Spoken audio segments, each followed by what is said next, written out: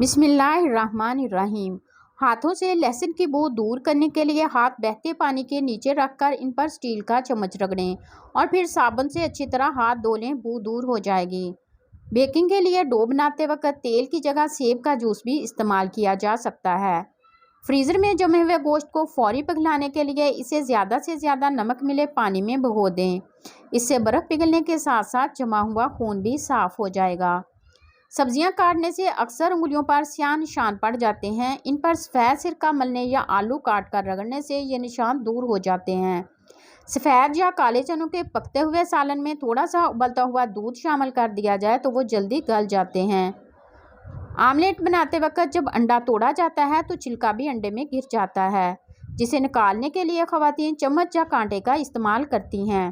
इसे निकालने का आसान हल यह है कि अगर छिलके का टुकड़ा अंडे में गिरा हो तो इसे बाकी छिलके की मदद से निकाल लिया जाए।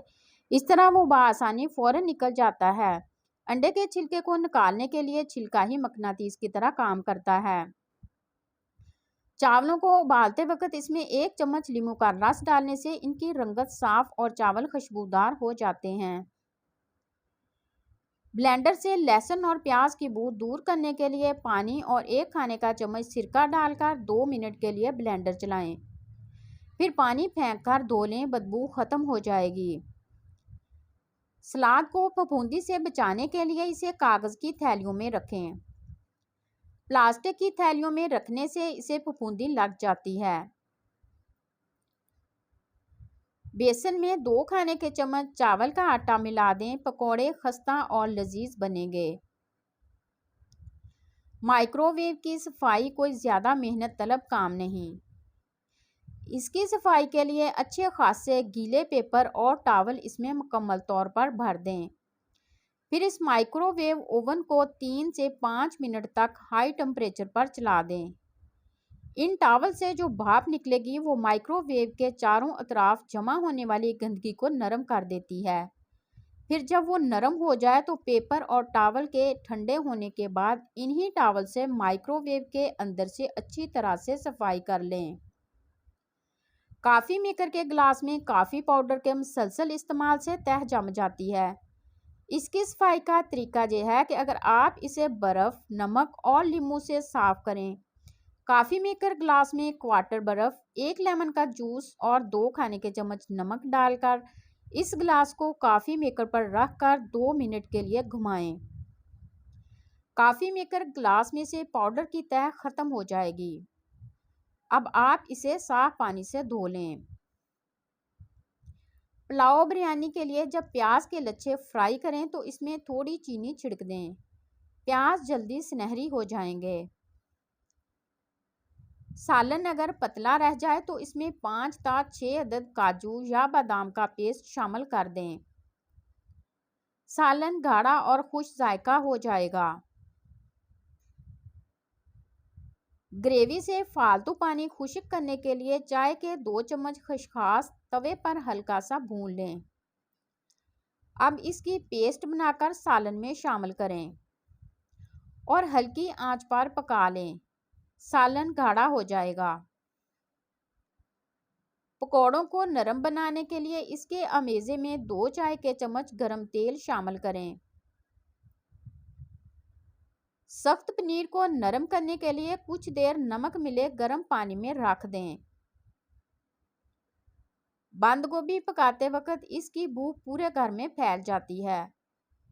अगर गोभी पकाने के दौरान पैन में रोटी का एक टुकड़ा रख दें तो बू नहीं फैलेगी। फ्रिज में रखने से मक्खन सख्त हो जाता है। अगर इसे इस्तेमाल से पहले कश कर लिया जाए तो वो गर्म टोस्ट पर बआसानी लगने के अलावा मैदे की डो में भी अच्छी तरह गूंथ जाता है। अदरक का छिलका चम्मच से उतार कर देखें, आप छुरी का इस्तेमाल भूल जाएंगी। सेब, खीरे और आड़ू के छिलके ज़ाया मत करें। इन्हें ताज़ा धनिए, हरी मिर्चों, अदरक, नारियल, नमक और चीनी के साथ मिलाकर पीसने से लजीज और ग़िज़ाइयत से भरपूर चटनी बनती है। इसे दही में शामिल करके रायता तैयार किया जा सकता है। कोई भी दाल पकाते वक्त इसमें मसाले शामिल करने से पहले अगर थोड़ी सी हल्दी और घी या मक्खन का 1 चम्मच डालकर कुछ देर पका लिया जाए तो बिल्कुल मुनफरद और जायकेदार दाल बनती है। 1 रुपए वाला सिक्का मुंह में रखकर इसे चूसने से क्या फ़ायदा हासिल होता है, जानकर आप आज ही इसकी आदत बना लेंगे। अगर आपको मतली आती है और वो दवाइयाँ खाने से भी ख़त्म नहीं होती, तो इसका आसान इलाज हम आपको बताते हैं। आप यूँ करें कि 1 रुपए का तांबे का सिक्का अच्छी तरह धोकर अपने मुंह में रखकर इसे चूसते रहें। कुछ ही देर में आपकी मतली रुक जाएगी। लोड शेडिंग का मसला अब हमारी ज़िंदगी का लाजमी हिस्सा बन चुका है। इसका एक नतीजा ये भी है कि बाज़ औक़ात फ्रिज कई घंटे के लिए बंद हो जाती है और इसमें पड़े खानों के ख़राब होने का खदशा पैदा हो जाता है। ख़ास तौर पर फ्रीज़र में रखी वो अशिया जिन्हें एक बार गैर मुंजमद होने के बाद दोबारा फ्रीज़ नहीं करना चाहिए। अगर तो आप घर पर ही हैं तो ठीक है, लेकिन अगर आप सारा दिन बाहर गुजार कर घर वापस आते हैं तो कैसे पता चलेगा कि फ्रिज कुछ घंटों के लिए बंद तो नहीं रही। यानी फ्रीज़र में रखी अशिया गैर मुंजमद होने के बाद दोबारा फ्रीज तो नहीं हो रही। ये जानने के लिए आपको किसी जदीद टेक्नोलॉजी नहीं बल्कि सिर्फ एक सिक्के की ज़रूरत है। ये सादा टेक्नोलॉजी कुछ इस तरह है कि एक प्याली में पानी डालकर इसे फ्रीज़र में रख दीजिए और जब ये बर्फ़ बन चुका हो तो इसके ऊपर एक सिक्का रख दीजिए। इसे फ्रीज़र में रख छोड़ें। अब आप जब ज़रूरत हो तो इसे चेक कर सकते हैं। अगर सिक्का बर्फ़ के ऊपर ही पड़ा है तो सब ठीक है, लेकिन अगर ये नीचे बैठ चुका है तो इसका मतलब है कि फ्रिज काफ़ी घंटे बंद रही है, जिसके बायस बर्फ़ पिघली और सिक्का नीचे चला गया।